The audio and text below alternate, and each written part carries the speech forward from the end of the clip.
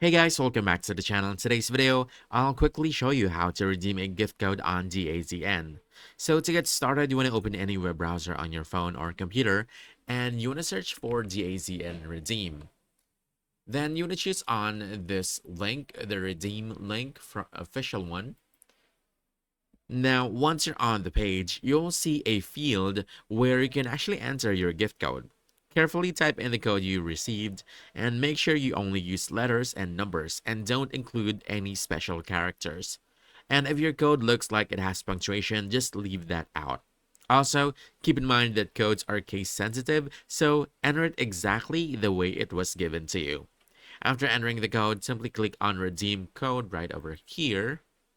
And if the code is valid, DAZN will immediately apply the subscription to your account, and you'll be ready to start streaming live sports and on-demand content. And that's it. It's quick, easy, and only takes a few minutes.